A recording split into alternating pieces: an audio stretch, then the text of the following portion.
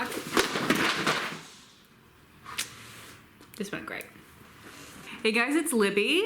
Today I'm filming a book haul. The books I got over the holidays for both my birthday and that of our Lord and Savior Jesus Christ. As you may have noticed, I perhaps got too many books because I was not able to hold them all for a thumbnail.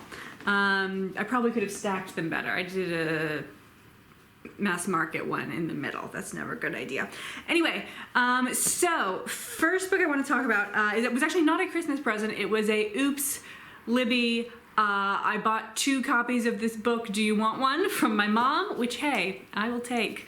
And it is Kindred by Octavia Butler. I did fully have this one confused with Parable of the Sower, which I think is Butler's like sort of hopeful book.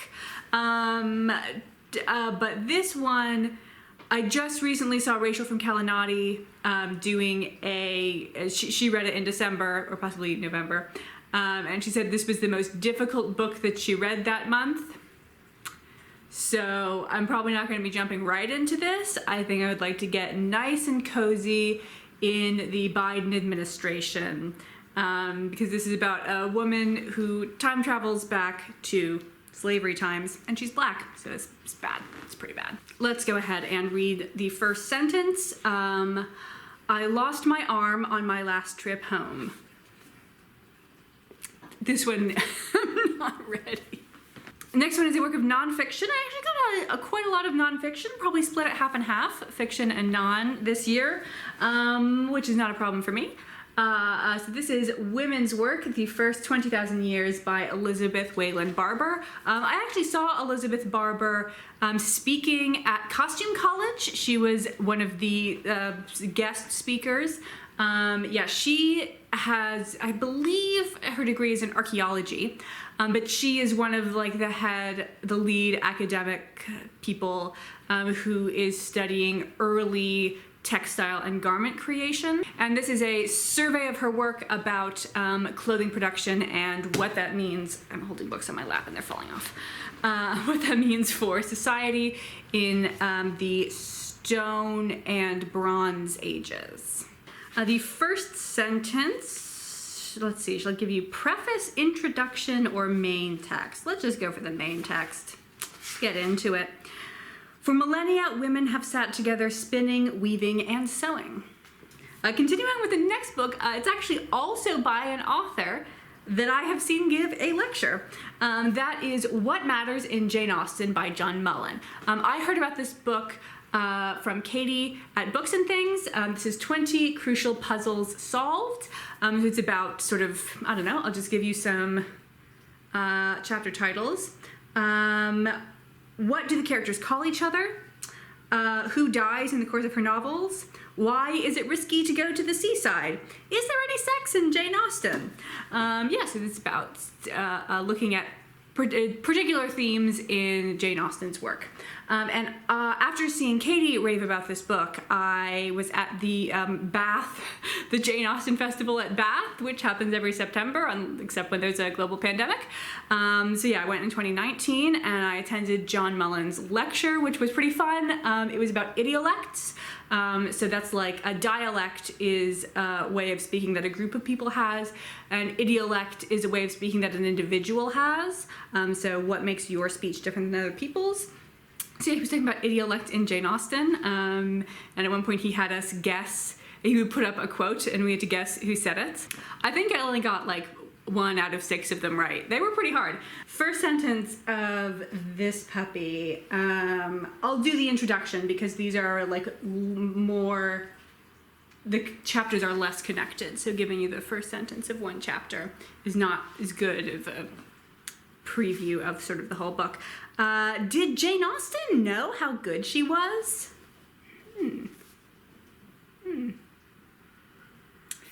I feel like yes.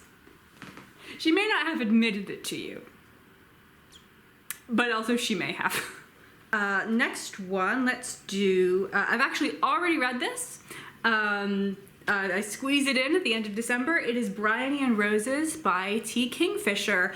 This is my first T. Kingfisher. I thought it was high time for me to hop on board the train. My mom is a big fan of T. Kingfisher / Ursula Vernon. Ursula Vernon is her real name, and it's what she writes under for middle grade, and then this is her pen name for adult works. Yeah, and she's also quite popular on BookTube. This is basically a Beauty and the Beast retelling, but with a big focus on gardening. I, at this point in my life, do not consider myself to be a gardener. However, my favorite book of all time, Rebecca by Daphne du Maurier, is also largely about gardening, especially the first chapter. Man, I'm sure there's some people who have a really deep appreciation for the first chapter of Rebecca because they like understand all of the different flowers and like what's in season and like, oh, this plant's really, really difficult to manage or whatever. And I'm just like, plants? She's walking down the driveway and there are plants. Okay.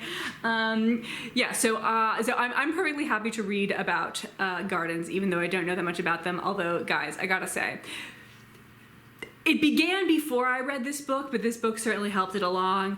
I kind of feel like I want to start a garden. I think this is what being old means. Like, I read nonfiction, I want to have a garden, I knit. I have arrived. I have reached the august age of 60 at the age of 29, and nothing makes me happier. The first sentence of this one is, she was going to die because of the rutabagas. Then let's do a little bit more fantasy. So I got 2 books by Joan Aiken. This is The People in the Castle, Selected Strange Stories, which is a collection of short stories. I believe these were not intended to be published together. I believe this was collected after her death. She's dead, right? And then The Wolves of Willoughby Chase, which is the first book in a middle grade series about cousins Bonnie and Sylvia, who are left at the house Willoughby Chase when Bonnie's parents go off and they have a horrible governess. And then People in the Castle, I have read one of these stories before, but I don't remember which one it was, because it was on Tor.com and I read it for Torathon. I think it was maybe Cold Flame? I think I read The Cold Flame. And unless I'm confusing it with the other one, it was about, I enjoyed it, but I felt that I needed to know more about, I think, Emily Bronte before I could really appreciate it. So yeah, I'm gonna give it a second chance knowing more about Emily Bronte. Let's see, this book does have an introduction, but it's by Kelly Link. So I'll give you, yeah, and then there's actually another one by Liza, L-I-Z-Z-A, Aiken, her daughter. But I'm going to give you Joan Aiken's actual words. So this is the first sentence of A Leg Full of Rubies. Night now. It's not technically a sentence, but it has a period at the end. And the first sentence of Willoughby Chase, Wolves of Willoughby Chase, is, it was dusk, winter dusk. Joan Aiken likes nighttime. A woman after my own soul. Then some more clothing-focused nonfiction. This is Clothing and Landscape in Victorian England, Working Class Dress and Rural Life by Rachel Worth. Yes, this does have a chapter on Thomas Hardy in it. Yes, that is why I wanted it. Okay, first sentence. Should we go introduction or should we go... Let's go chapter 1. Which is called Change and Transition in Victorian England, the Rural Context. The changes that took place in England in the decades from 1840 to 1900 were profound. Okay, now let's do all of the books about India. Got a bunch of them. Well, I guess technically they're more books about Indians. One of them you can't really construe as being about India. So the first one is The Far Pavilions by MMK, which is... in the mass market paperback, it is pushing 1,200 pages. It's a big boy. Many members of my family have read and very much enjoyed. It is set, I believe, during the British Raj, and it's about an Englishman who was born in India and has lived an Indian life, and he falls in love with the princess and it's a love story and also kind of adventure, I think, maybe. They go all around a bunch of places. The word Himalayas is on the back. And the first sentence is, Ashton Hilary Akbar Pelham Martin was born in a camp near the crest of a pass in the Himalayas and subsequently christened in a patent canvas bucket.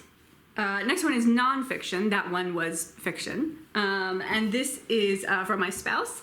This is Annihilation of Caste by B.R. Ambedkar. This is the one with the introduction by Arundhati Roy.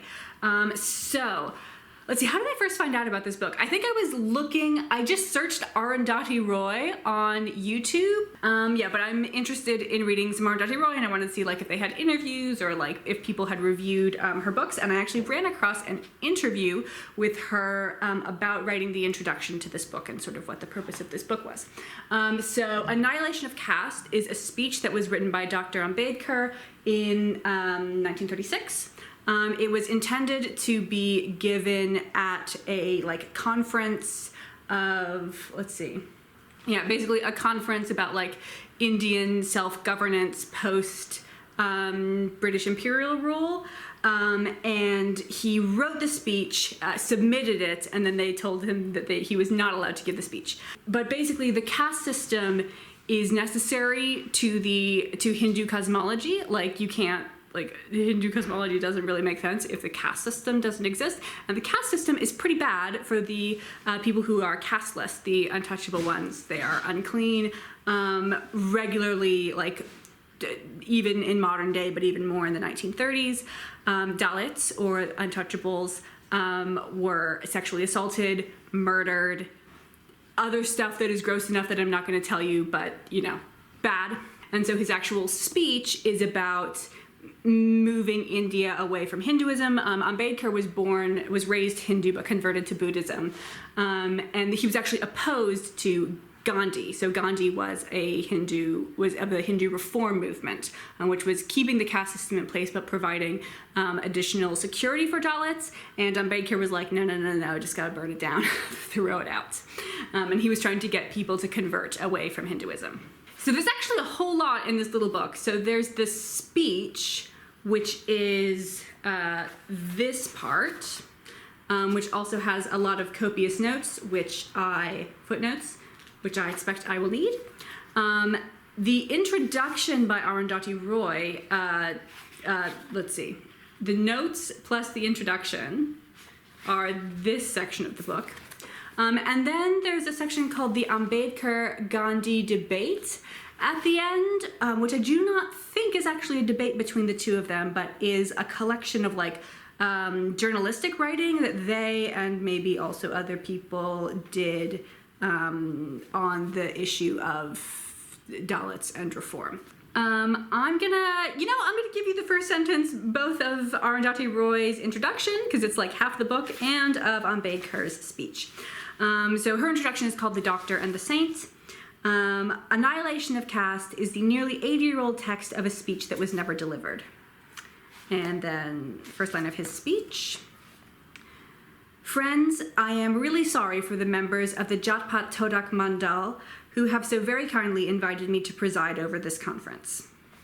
And the last one, which is not about India, but is about an Indian American woman, is Good Talk by Mira Jacob. This is actually another one that I've already read.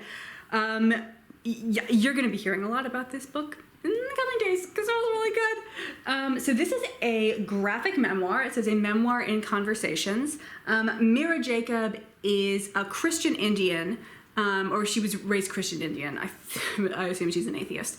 Her parents moved, I believe they were reportedly, they are the third Indian couple to have moved to New Mexico, the source being the previous two Indian couples who had moved to New Mexico.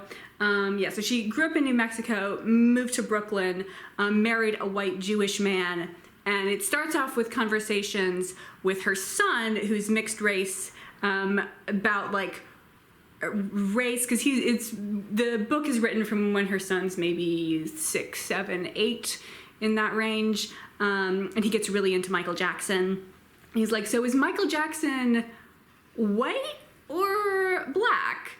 did he like being white? Like, am I going to turn white like Michael Jackson? And the artistic style is quite noteworthy. So I think Mira Jacob decided that she was not the world's greatest artist, but that's not going to stop you from writing a graphic novel, and so I think she did something very ingenious. So here's an example of a conversation between her and her son, and then a conversation between her and her husband. So she just has like a couple of cutouts of each person. So like this is Mira. Yeah, that's the same. That's almost exactly the same drawing of Mira, just with different clothes. She uses this drawing of her son and this drawing of her husband on multiple occasions. You know, they changed with the age, because this is covering a large time period, so we get lots of different ages from them. So yeah, they do have like different drawings when they are younger and older. And then the backgrounds are, I think this is a photograph of her bedroom. And then this is the back of one of Michael Jackson's albums. When they're talking about Michael Jackson, a lot of the backgrounds are Michael Jackson album covers. So there's either a thematic or a setting photograph, and then just these repeated black and white drawings, grayscale drawings of the characters. Okay, last two. Okay, let's do the sadder one first so we don't end on the sad one. Oh, sorry. I need to read you the first sentence of this one. Okay, I'm just going to read you the first page. Chapter 1, 2014. The trouble began when my 6-year-old son, Z, became obsessed with Michael Jackson. What is obsessed? Like into? Really, really into? Yes, I'm obsessed. Okay, yeah, so now, next one I got was Testament of Youth by Vera Brittain. Vera Brittain was a nurse in World War I, and this is her memoir, which I believe also includes her life pre-World War I. So it's probably a bummer. Yeah, that's all I have to say about that. I did ask for this. Yeah, sometimes you want to be bummed out. So the first sentence is actually a quote. It is a quote from the Pink Fairy book. Okay, sorry, that's the epigram to part 1. And then there's chapter 1, which I believe starts with a poem that she's written. Okay, I'm going to read the first prose line from chapter 1. When the Great War broke out, it came to me not as a superlative tragedy, but as an interruption of the most exasperating kind to my personal plans. And the last one is by Catherynne Valente. This is the book 2, or possibly volume 2, of The Orphan's Tales in the Cities of Coin and Spice. So I already had In the Night Garden, which is volume 1, which I had honestly been kind of hesitant to read because I wasn't sure when I was going to get my hands on volume 2. Volume 2 is huge. It's much longer than volume 1. Yeah, so I don't know that much about these books, but I trust Cat Valente. These are a framed short story collection, basically. So I'm gonna risk it and read sentence 1 of book 2 and assume that nothing too dramatic is gonna get spoiled. In the first sentence, the paths of the garden were wet with fallen apples and red with their ruptured skin. So yeah, those are the new books on the bookshelf in 2020. I believe those are the only books I acquired in 2020. Why buy books when people will give them to you? And also, there's so many books that are available online for free. Public domain ones. I do not steal books. Anyway, it's clearly time for me to go. Thank you all for watching. We'll see you later.